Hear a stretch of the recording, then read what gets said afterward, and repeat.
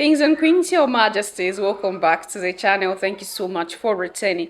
Trust you and yours are well and you're loving yourself and others like always. Many thanks to all of you for the support you give to the channel. Thank you so much to our channel members, to our anonymous supporters, to all of you, my esteemed subscribers. You're loved, celebrated, and of course appreciated.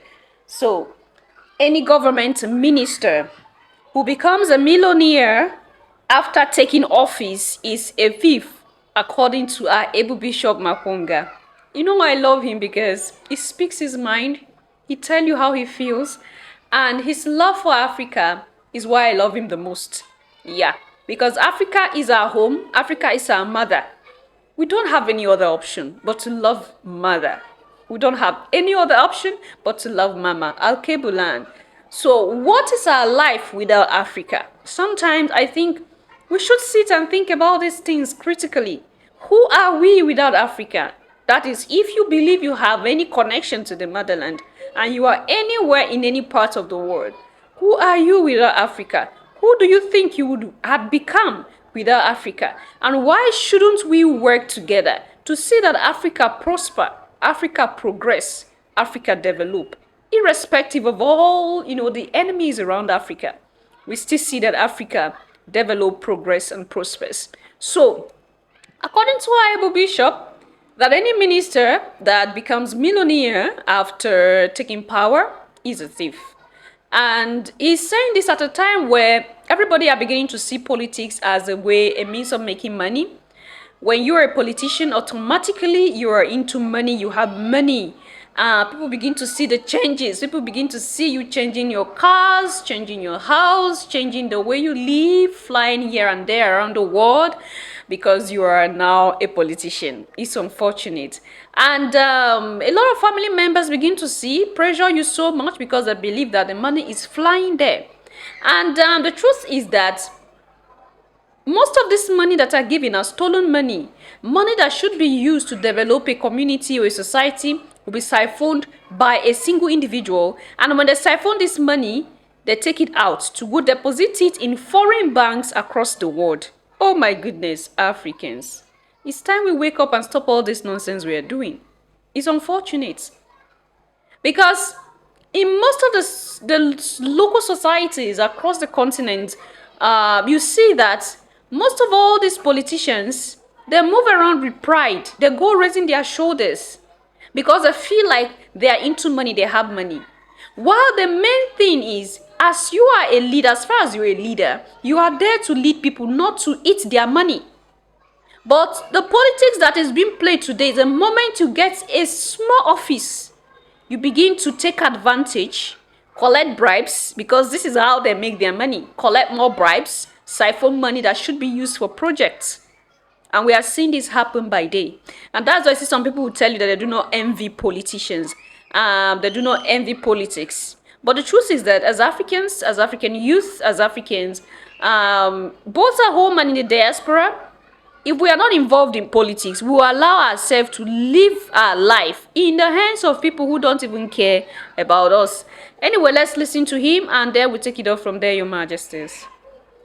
How does a minister walks into a government with 50,000 shillings become a millionaire in 2 years with a salary that can't afford 3 pairs of shoes? Where does he get the money from?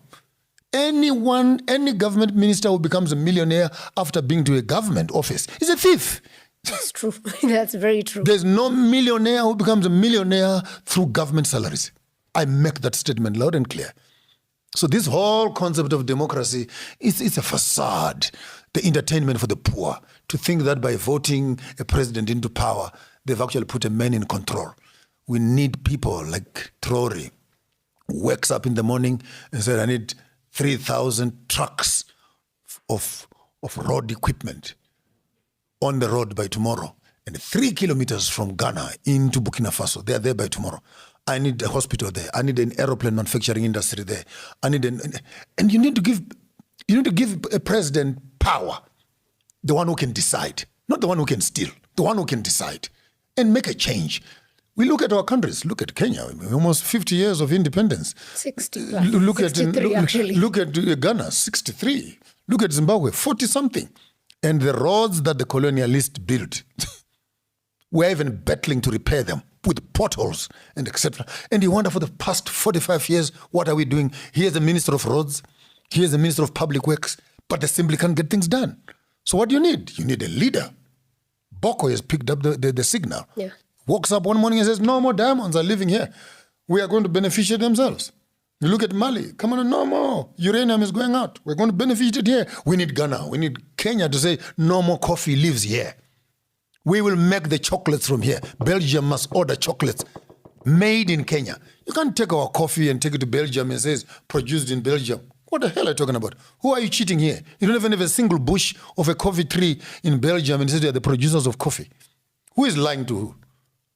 Britain cannot be the sole mother of determining the price of gold. You don't even have a quarry mine to bring me 2 or 3 dust of gold in your country. Where are you getting it from? Allowed. Stealing. Thuggery. That's why I called Britain Pambe for me, the home of the Tomb Raiders, when I discovered it in August. And by the way, next month, I'm going to be meeting up with Trory, with Mama Chombori and Lumumba, and 1,000 Americans who have been given citizenship into Burkina Faso. Repatriation of the African children will happen in my lifetime. I will be there when we're talking about the one Africa. You countries who are progressive, Kenya in particular, Nigeria and South Africa, big-headed because your economies are doing very well. May God bless you.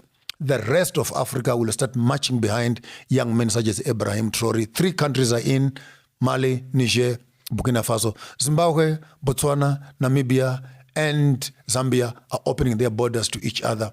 You, Kenya, Tanzania, and Uganda, I wish you can make this thing much more active. And if these 3 in the north, 4 in the south, 3 in the center, 4 plus 3 plus, we already have 13 countries that are already thinking in one space. This is where my head gets spinning.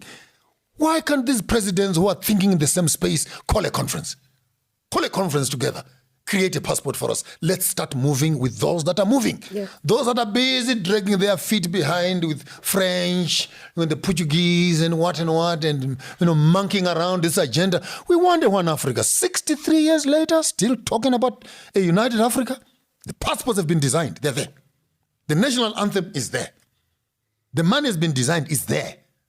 We lack the political power to implement these decisions. This is the bureaucracy that I'm talking about, which is a hamstring. And I hope the Gen Zs are listening to me. Don't just talk about African, Kenyan politics.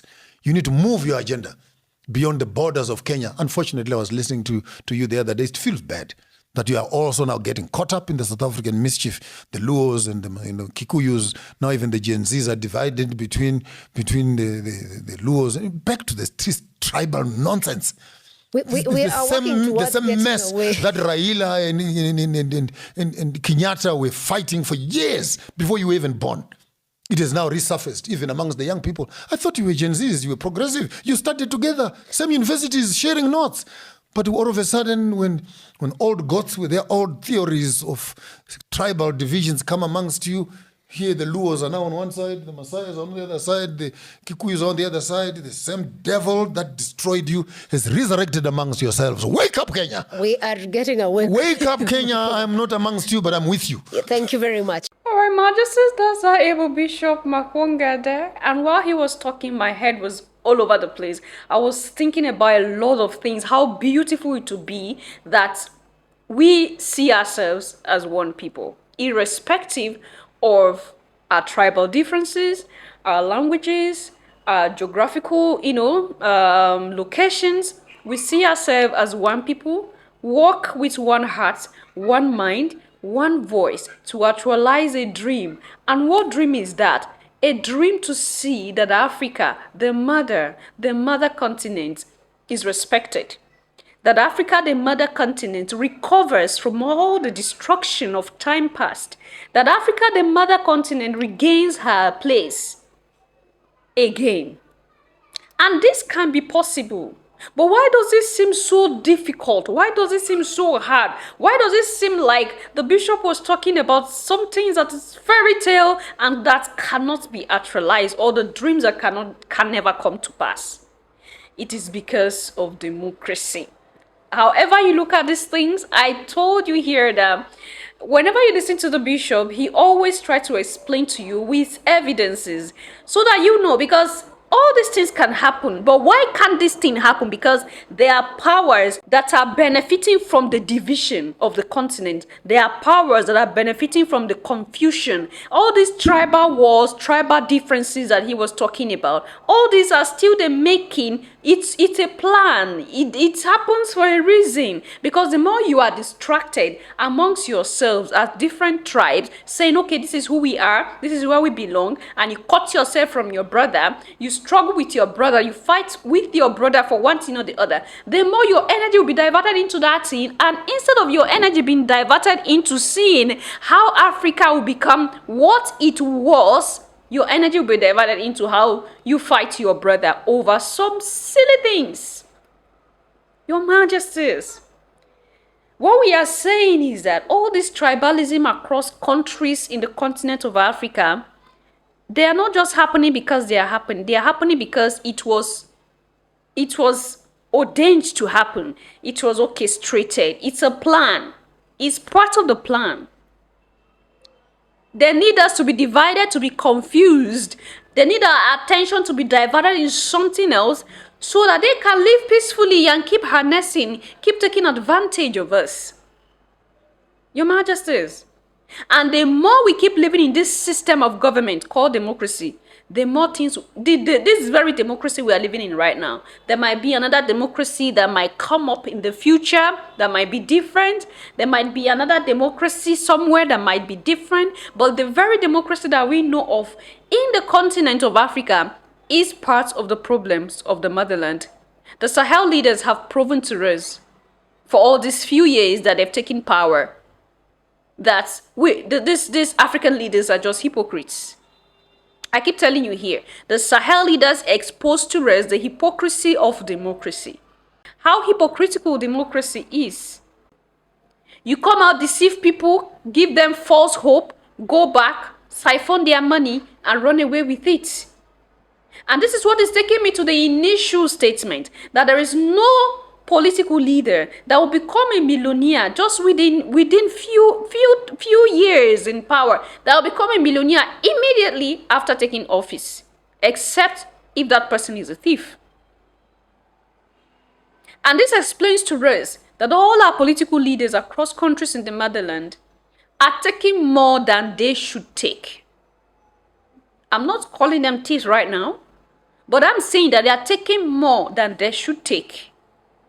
And the moment you begin to take more than you should take, there is a problem already. Because you are taking that which should have helped or preserve someone's life. Especially offices that are not really significant. The money they are being paid is not enough for most of them to live the life that they are living. They are collecting bribes from people because of the position they are in. They are collecting bribes from people, even though those positions might have some, privileges attached to it. They are taking advantage of other people. There is something they are doing to increase their money. Why? Because the other person is doing it as she do. And it's like, this is just a norm right now, that politicians steal money that belongs to the masses and nobody can say anything. Politicians collect bribes and do, dirty jobs and nobody can say anything because it's like that's the norm. That's how it should be. And that is why nobody wants to step down. Everybody wants to remain in his or her position forever.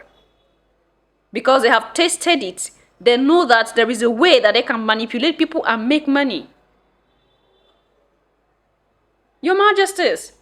But how do we know this if we do not get involved into politics? Sometimes when you get involved into these things, you understand very well, okay, how much is the salary of this social person in this particular level of this particular place? How much do this person make? You become aware, and then you know, okay, if this person is making such money, with the benefits that come with it, can this person live this luxurious life that this person is living? But because we are not involved in politics, they have told you that politics is a dirty game. They made a lot of you hate politics. Instead of getting to know how you're being led, getting to understand what leadership, especially under democracy, is. What is leadership under democracy? Youth don't want to think about that anymore. They are going after fast money, looking for ways to make money fast, involving or indulging in different things for money. They don't care about how they are being led. who leads them, what's really happened. They don't care. They totally left the leadership for these people that do not even care about the success of the continent, the growth of the continent. These leaders, or whatever they call themselves, are just there making their money, fighting each other over positions. They don't even think about the country, the interest of the immediate country that they are leading. Their interest is how to make money. How many years is remaining for me to be in this power, in this position? How can I manipulate things to remain in this power for more years coming? How can I do this? How can I do that? Or how can I siphon this particular money that is coming and nobody will know that I took the money? We have everything that can make us happy in the continent. But it is because we have this set of greedy people in power under this so-called democracy that we are suffering today as Africans. Whether you take it or you leave it, this is a fact. And it's because the masses have agreed that they will not get involved in politics. That is why these people are doing what they are doing, and they are going scot-free without being, held accountable for that which they do while in power. It is high time that we get involved in our politics, understand what is going on, understand how we are being led, and understand, most of the situation for the betterment of the continent of Africa. What do you think about this situation? Leave your thoughts and opinion there at the section. I'm going to see you in my next one. Until then, love yourself, love others, stay safe, stay positive, always your majesties. Bye for now.